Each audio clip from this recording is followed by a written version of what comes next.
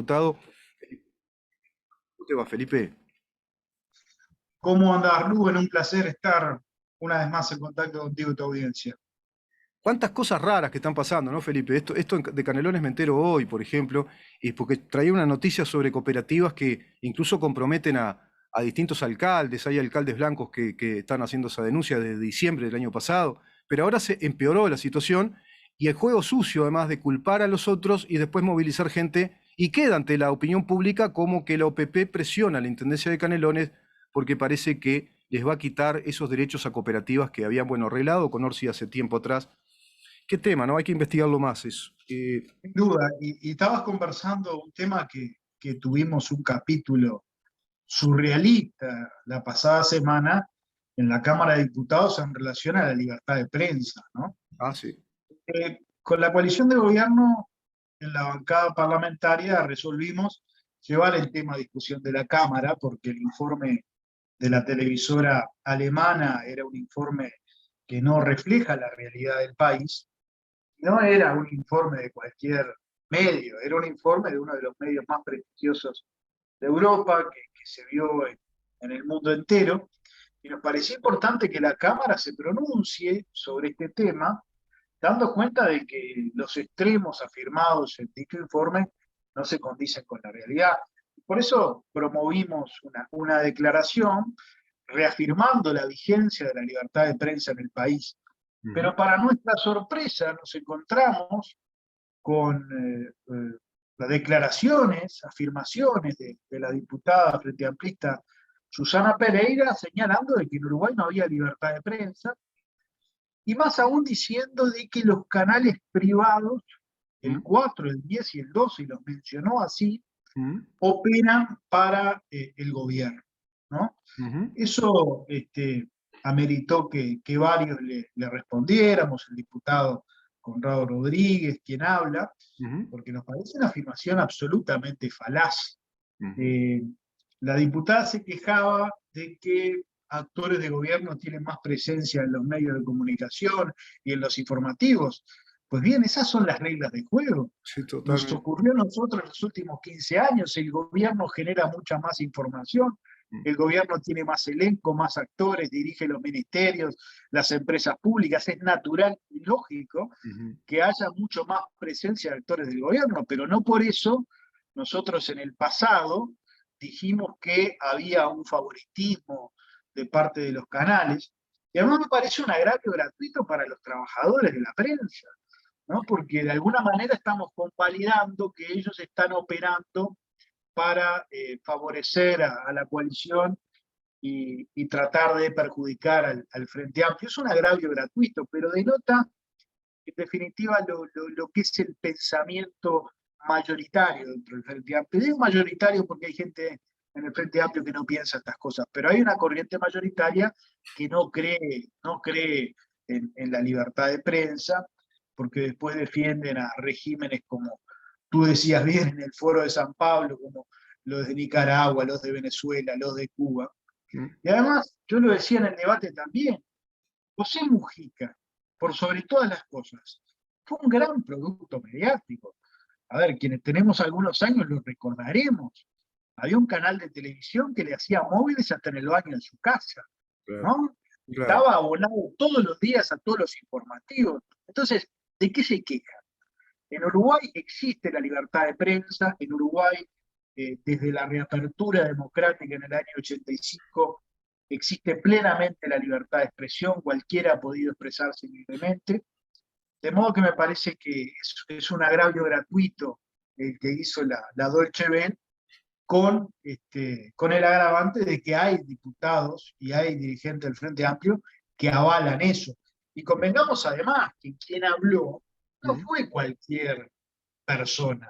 El señor Lanza ujú. ocupa un cargo de dirección en la Intendencia de Canelones, es el encargado de las comunicaciones de la Claro, Intendencia de Canelones.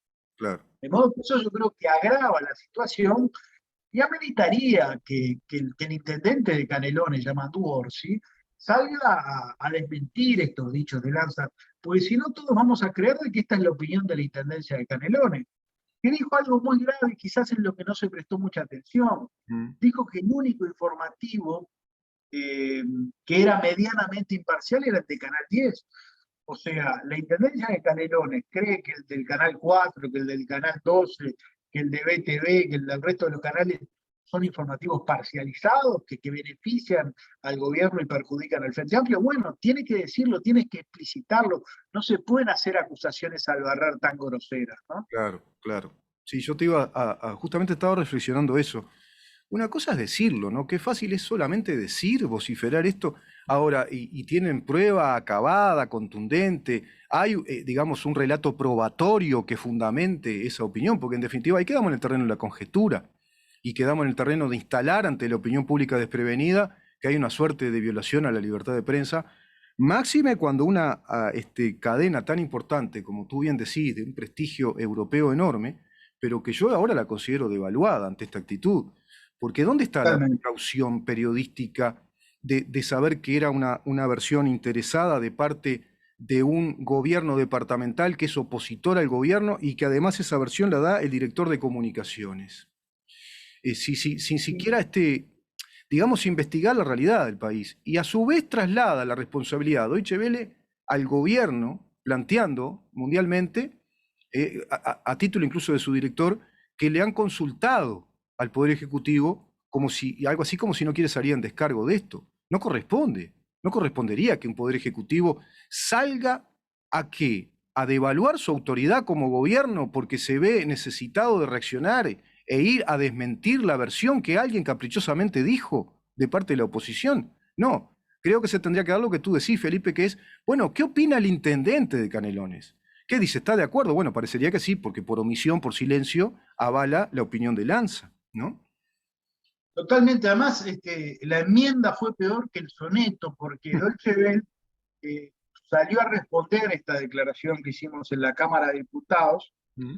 y al final señala de que ellos siguen abiertos a tener la opinión del gobierno y por eso le extienden la invitación al presidente de la República a que le conceda una entrevista. Ahora, yo es una pregunta que le hago a los periodistas. Mm. ¿Solo Dolce Vela habla con el presidente de la República? ¿No hay ninguna otra fuente para consultar del gobierno uruguayo, de los partidos que integramos la coalición de gobierno? Claro. Yo también, después de este episodio, de alguna manera, esa imagen que uno tenía de esta televisora alemana, como una televisora respetable, imparcial, eh, seria en sus informes, deja mucho que desear realmente, ¿no? Deja mucho que desear. Sí, sí, la verdad que sí, Felipe. Bueno, teníamos pendiente hablar también del tema FENAPES. No sé si hay alguna novedad, ese tema que tú venís tratando, desarrollando. Bueno, fuiste el propulsor de esta investigación, comenzaste con aquel caso vinculado a Slamovich y que luego, como bien decías, era la punta del iceberg. Surgieron un montón de casos de licencias sindicales que violan el reglamento de esas licencias sindicales, y tomando horas muy por encima de las horas previstas y habilitadas, e inclusive presentando documentos falsos, ¿no? De un acuerdo que no sería para nada legítimo. Se abrió una comisión, además, si te tomó el guante, digamos, ¿no? La Cámara de Diputados, se abrió una comisión de investigación respecto a este tema.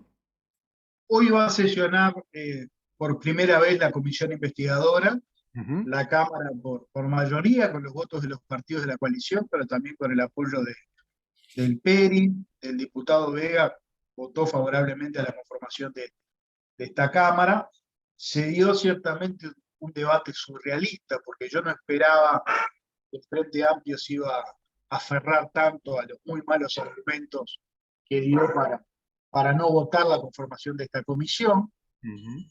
Pero yo creo que va a quedar absolutamente demostrado que hay elementos más que suficientes para la conformación de esta comisión investigadora. Hay que dejarla trabajar. Estamos trabajando ahora en lo que es la confección de la agenda de las personas que se van a citar, Ujú. pero creo que quedó demostrado con las más de 220 fojas que presentamos de documentación que hay elementos más que importantes para conformar esta comisión. Claro, claro. Y para todos los oyentes, Felipe, que de pronto no están tan enterados de estos trámites, digamos, parlamentarios, ¿no? ¿Qué efectos trae una comisión de investigación a nivel parlamentario en estos temas? Una vez llegado a una conclusión. Hola, se cortó. se, se- Acá estoy, acá estoy. perfecto. Sí, a veces hay temas de señal, puede ser, o cobertura. Digamos, ¿cuáles son los efectos, ¿no? Una vez desarrollada la comisión, bueno, se llega a una conclusión y se llega a un informe. Bueno, a ver, la comisión tiene potestades de investigación, Ujú, por eso nosotros vamos a, en primer lugar, a requerir información oficial de las autoridades, porque todavía falta mucha información ujú, para empezar a aclarar ciertos episodios.